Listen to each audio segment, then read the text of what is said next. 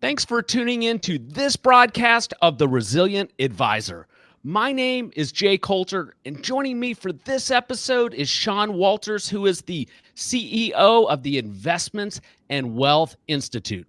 As a CIMA holder myself, I'm excited to have you on today, Sean. You guys are releasing a new study here in the next couple of weeks entitled Defining the Future of Wealth Management. Your team was kind enough to send over an advanced copy. I love the way it breaks down the dynamics and trends that you guys see unfolding over the next decade in both wealth management and amongst investors. And I think listeners and viewers of this broadcast are really going to appreciate this content. Sean, thanks so much for coming on. You bet, Jay. Glad to be here. Now, I know that your team's been working hard on this survey and report, and I've been, but just share with listeners a little bit about your background and your association with the Institute. Yeah, so I've been with the Investments Wealth Institute, formerly IMCA, as you know, since 2007. I came over from the Financial Planning Association, where I was at from really 1997 until 2007. As you may know, that group was itself went through a name change. Before 2000, it was two different associations, and I came in from the International Association for Financial Planning. So that's really how I got into this industry. Was all the way long time ago, different century, millennium, in 1997, when I joined up as a director of membership for the Financial Planning Association and was responsible for a lot of their programs surrounding membership and international growth. And at the FPA, I was in charge of all their conferences, publications, their sales efforts, all the knowledge management stuff. And then in 2007 came over to IMCA, now the Investments and Wealth Institute, and really started to work on our conferences, business lines. We've done a lot since then. I became CEO in 2010. So this is my 10th year as CEO of the organization, and really excited to talk with you about some of the stuff that's going on for us, and particularly how the knowledge keeps evolving and how the profession keeps evolving. And that's really what this report is about. Excellent. You know, as a CIMA holder and a CFP holder, I get questions from the field quite regularly about which designation I prefer or which one somebody should pursue first. And I try and be very neutral about it. I love both designations. The body of knowledge is different.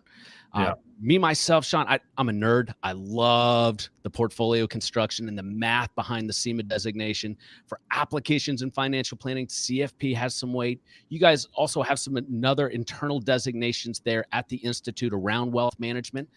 I'm curious, how do you answer that question? That's a great question. I think I usually answer the question with a question, which is, what are you doing at your firm? What is your, how is your advisory team structured? What type of clients are you serving? What's the strategy for your firm in the future? And I think that really should determine what it is which advanced capabilities or which, fundamental capabilities an advisor gets to make themselves more valuable to their team and to their clients. And then, of course, there's just passion. Like you said, there's some folks who are really passionate about retirement planning. They may not be doing that within their function as much as they would like to. So they build that skill set through Retirement Management Advisor, or one of our designations, to just be able to learn more about it because that's what they want to learn about. So it really does depend on the firm, what services it's delivering, the role that you either currently play within the firm or want to play, and then building out those capabilities to deliver upon that. All right, so let's talk some specifics then as it relates to the designations and bodies of knowledge that an advisor could go after inside the Institute. So the CIMA, for folks that are interested in the investment consulting side and portfolio construction. Retirement Management Advisor. Tell listeners a little bit about that program and what the outcomes are. Yeah, so the Retirement Management Advisor is about a 12-year-old program. We acquired it, I guess, closing in on 3 years ago, 2.5, and have done a lot of work on it. And it's slated to have a job analysis next year. And we'll probably talk about what a job analysis is in a moment. But right now, the focus of the Retirement Management Advisor is to help advisors learn how to put in place a process to address a client's retirement plan. So looking forward, some designations focus on the retirement income products that are out there. Some kind of take the retirement planning sleeve out of CFP and just put a designation on top of that. RMA really comes at it with a unique process-oriented approach that looks at a household or a family as having a household balance sheet, much like a pension plan, and then addressing that balance sheet with a variety of ways, including documenting all the procedures that you're making in the retirement recommendations. So it's kind of a step-by-step procedural and process-based designation that digs into just that retirement client's needs. And it focuses on those needs first and then builds out a plan to address those needs. So I think it's very different than what's out there. It's very agnostic in terms of the product solutions that will be in place for a retirement client.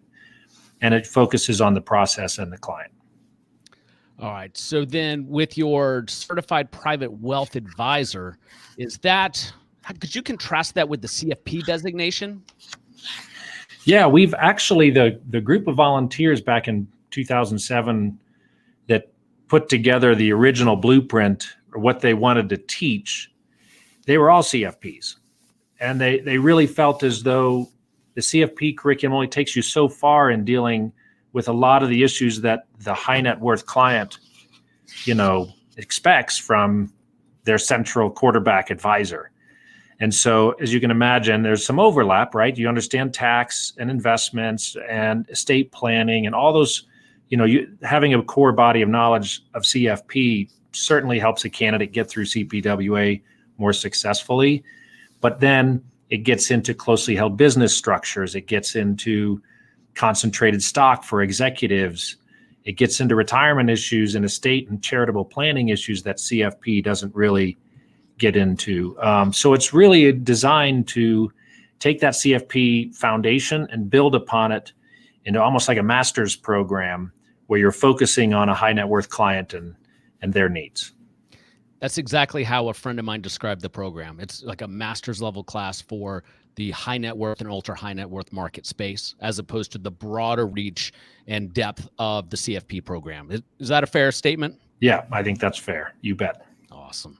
All right, so let's talk about this report. What was the genesis for this and some of the background and work that went into it before we dive into the details?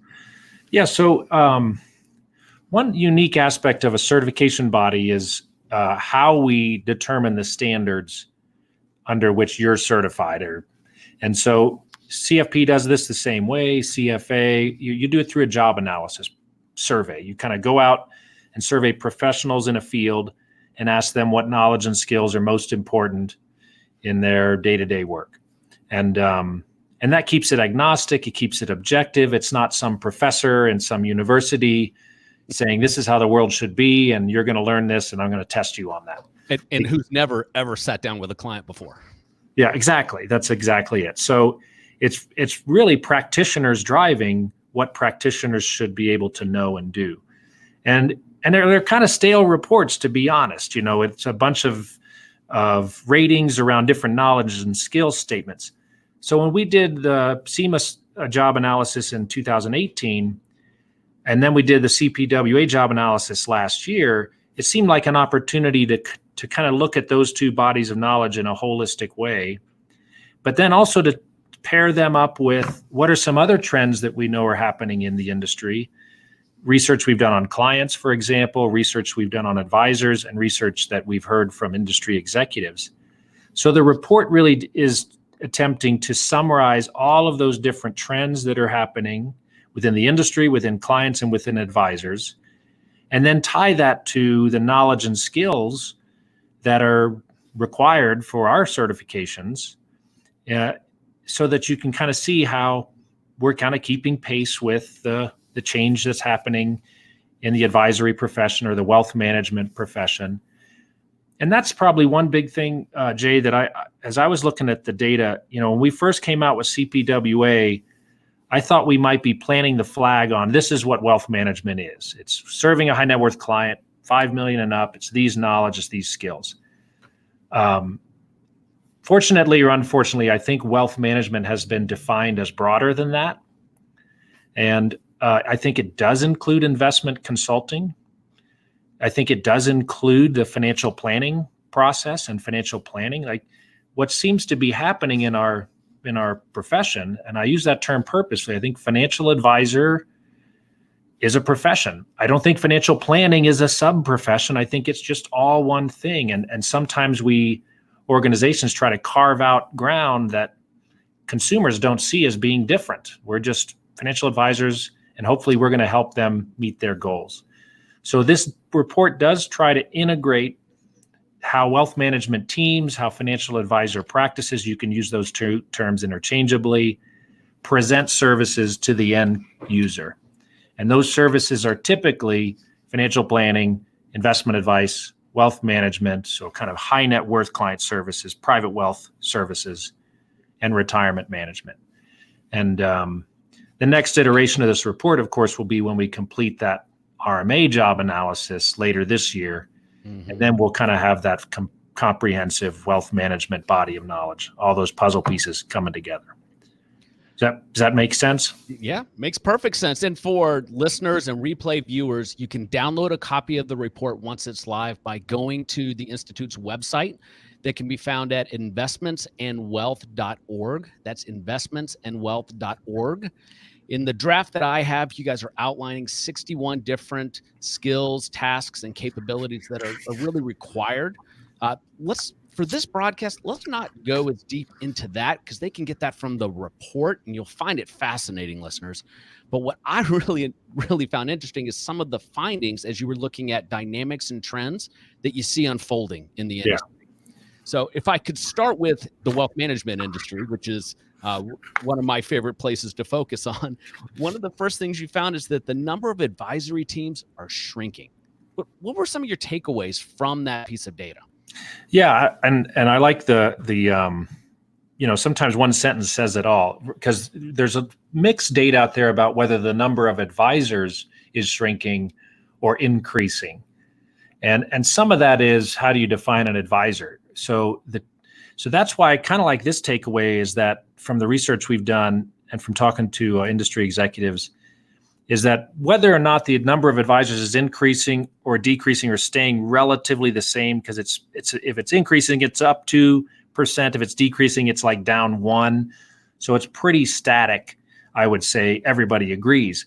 But through consolidation, the number of teams or units that are delivering wealth management, financial planning, financial advice, that is definitely shrinking. RIA firms are consolidating. That's like a mega trend right now, and forming bigger teams. Even within the large banks and brokerage houses, wirehouses, they're pulling together single advisors into teams. And so those teams are shrinking, meaning the number of them. But the number of advisors on teams, of course, then is growing, because you're going to see larger teams shaping in the advisory world, doing more complete set of services, and relying on technology more to service, a broader set of potential clients. One of the notes in the report that stood out to me as an investment guy is you talk about, investment management being table stakes. And that it always irks me when somebody talks about investments being commoditized. We're at the top of a bull market. I mean, I remember in 1999, you were an idiot if you weren't in indexes. In 2007, you were an idiot if you weren't in indexes. Yes, there are ways to capture beta through passive vehicles, but sophistication is what's going to help clients weather any coming storms.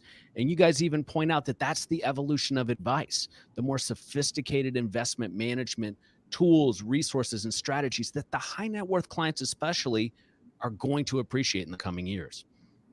I think that's spot on. I agree with you, Jay, that I think the last 9 years have made some, even advisors, a bit lazy about the investment management side of their capability set. They rely on ETFs, they rely on indexes, or their firms model portfolios, to do the work of investment management, because everything's up. Mm-hmm. They don't have to think too hard. I think there's a risk there for advisors, particularly, because when you survey clients, that investment management is the number one service that clients expect, or, from their advisors. So if you're outsourcing that or you're downplaying the importance of that, just remember those clients at the end of the day, they do value financial planning and wealth management, retirement management, all those services. But the number one on their list, and it's probably because this is the way most advisors charge for services, is that there is investment management. And so you better have that blocking and tackling or ground game or defense, whatever analogy you want to use with the Super Bowl coming upon us. You better have that in good shape, or else, you're going to face some hard times. Yeah, that's right. You actually commoditize yourself by making the investments commoditized. And I'm a big believer, listeners know, in having a financial planning centered practice. But as the data shows in your report, the clients still care about the investments. They're important. Another thing in your report that stood out to me is that the next generation of Robo is here, and you see it unfolding. When the first generation of Robos came out, I wasn't concerned about it, because if you're providing real financial advice, a Robo is not a threat. But there's a change in dynamic that you guys found here in this report. Tell us a little bit about it. Yeah, I think it becomes more and more a tool as part of the advisor's toolkit, and less a threat, as it originally, in the term robo advisor was, I think, designed to scare advisors into reading the articles about how technology is reshaping the advice delivery business. But I do think it's an opportunity, and those advisors or firms or teams that see it as such are, they're not having to turn away clients, for example. I've had relatives that I've tried to, recommend to an advisor, and there's minimums for how much assets you can have to work with an advisor. And I think technology is changing that. Now firms can interact with all kinds of clients on all types of issues.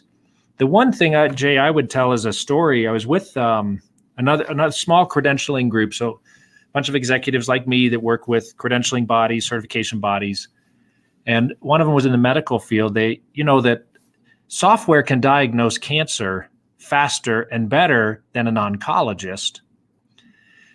So what is the oncologist there to do? Well, the oncologist is there to take that data, take that knowledge, and do something with it, not for that first line, does this person have cancer or not? Because software can certainly make that diagnosis now. And the knowledge behind what's in software packages is still going to be incredibly important for knowledge professionals like financial advisors. They have to know what's behind those ratios that they're reporting or reading in a software package. They have to know, what's behind all of the different data that's going to be reported as part of a model portfolio, or a retirement plan. So I think that the knowledge professions become more valuable as technology checks off, some of the, let's say, more fundamental tasks that have to be done within a wealth management practice. I love that story and that analogy. In fact, there's probably some way that advisors could repurpose that story in conversations with their clients when they say, hey, why don't I just go to Vanguard? Because being able to decipher the data and manage through, especially if we have another downturn in the market, be able to make sure that clients, stay on track so they can meet their goals. Something else in your report that no report is complete without a discussion around fees. Tell me what you guys see unfolding as it relates to fees in the wealth management space.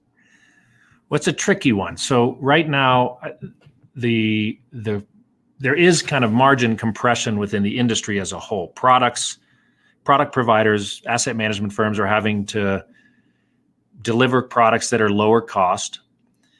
And that's having its effect on broker-dealer firms who then put those products on their platform, are making less off of those products. It's margin compression happening at let's call it the manufacturing side and on the distribution side. And then the advisors who are running all these storefronts are there saying, we're not affected by this. We still charge what we charge our clients. We have a wide array of services. We're really good at what we do. So we're going to keep charging what we've always charged. In fact, because the products are cheaper, we can now show our clients that we're providing more value to them. So fees have stayed pretty flat for the advisor community, while behind them, the big banks, brokerage houses, insurance companies, distributors, are getting pinched by margin compression, and particularly the asset managers. So here's, I think, the question, and I don't know if this is the answer or not, but one of the questions we just keep exploring with our board members and our industry executives and advisors is, if there's a recession and a downturn, consumer expectations are certainly up. And this margin compression has kind of flowed through all the way up to the gates of the advisor's practice. I think we're starting to have some concern that will flow into what the client expects from the advisor. And just to give you an example, I serve on a board that oversees a 401k plan. And as you know, there's a lot of those boards are in the news in lawsuits because they didn't do their fiduciary duty to make sure that the investments were prudent for their employees. So what do boards do? Well, they look at the lowest cost options and say, at least we're providing a low cost option, so we're making a prudent decision. And those low cost options are very cheap. So as more clients work within those retirement plans and start to apply those expectations to an advisor, it's possible that they start to expect the advisor to bring down their price to match those expectations. I don't think it's happened yet, and I'm not sure it's going to happen anytime really soon, but I think advisors are going to need to do a better job of explaining their value proposition, of articulating the different services that a client needs and the cost of those services or the value of those services. And I think that's the way they'll be able to kind of hold off this consumer expectations are up and fees are facing downward pressure kind of mega trend. Sean, I'm fortunate in that I've been able to build an audience, with the podcast and with social media. And, with any audience as it grows, you'll find the negative boo birds when you post certain things. And there are 3 things that bring out the negative comments and the keyboard heroes. Number 1, suggesting that cap-weighted indexing is going to create a problem for your business if there's a market downturn. Number 2, most hedge funds that you have access to are not going to deliver what you think they're going to. Get the negative comments there. And the biggest one is suggesting that the AUM fee model might not be around at the end of your career, and you might need to consider some of these alternatives that are grabbing market share. Yeah, I have some experience with the XY Planning Network and what they're rolling out to these younger generation of planners with retainer-based pricing, and it's catching fire. And I think some of the advisors who are long in the tooth like myself are going to get caught by surprise. Did you guys find some of that in your data? Yeah, I think so. I didn't maybe do like an income-based fee model, based on the income that you're earning as a professional. The subscription-based model, you've seen kind of Schwab throw that out there with their subscription-based planning model. I think you're right. I think it needs to be more of a mix of different revenue sources, not putting all your eggs in the AUM basket. Mm-hmm. Or if you do, at least kind of carve that up a bit, I think is not a bad idea to kind of show the value. And I'll give you another example. In our world, the association world, for 100 years, we just charged an annual membership dues payment. And you got access and education and advocacy and community for, $400 a year. Well, today, all the choices professionals have for knowledge, community, access, name it, there's little bite-sized pieces all around the internet and all around advisors wherever they work. And so we've slowly seen the membership society model has slowly seen that value proposition go away. So we've had to think about, what are we charging for? When we charge a membership fee, what are we really charging for? It's discounts on conferences, it's access to publications, it's subscription-based. Even how we communicate subscription-based value, I think we're going to have to change over the next couple years. And you'll see that we're already in the works of planning for different ways of charging for value to ongoing education, content, and really relevance. That's what you come to an association for, is relevance. Because you have access to content everywhere, but what you don't have as a professional is access to relevant information that's designed by people like you, for people like you. And that's where professional associations, I think, still hold their value. Yep. Excellent. So I try to keep my podcast around 20 minutes. We're already at 25, but I can't help it, Sean. I could talk about the industry with you for hours. I want to touch on some of your findings on the investor side before we wrap up. Yeah. My favorite takeaway is the fact that the greatest value is investment management expertise still. And I want to repeat that. The greatest value found by this survey is still investment management expertise. Sean, what else did you guys find as it relates to dynamics and trends that the investors are looking for going forward? Well, I think quickly, there's still ethics and expertise at the top of the list in terms of the characteristics that clients want out of their advisor. They almost assume that is the case, that they're ethical and they have knowledge. But then there's 4 other characteristics that kind of separate advisors that are exceptional from advisors that clients see to be good. And those are personalization, exceptional client service, delivering advanced capabilities, which kind of swings right into our wheelhouse. And what was a meaningful guidance, which I kind of lump in with the whole behavioral finance movement, right? So it's got to be meaningful, protect me from myself, and focus your advice on things that are important to me. Mm-hmm. And I think those 4 characteristics are key. Yeah, I got to tell you, Sean, this report is fantastic. Listeners, when it should be out in the next 2 weeks, they're targeting. Go to investmentandwealth.org to get a copy. If you're an active podcast listener and you have not listened to the Exceptional Advisor podcast that the Institute puts out, I highly recommend it. It's right in the wheelhouse of anybody who is tuning in to the Resilient Advisor. And if you're looking at some designations, you guys have heard me say it before, I'm a huge fan of the body of knowledge I acquired with the CIMA designation. It's fun to get into the mathematics of portfolio construction and applying the behavioral finance, but also check out the other designations from the Institute. Sean, I really appreciate you coming on the Resilient Advisor podcast. Yeah, anytime, Jay. Great talking with you.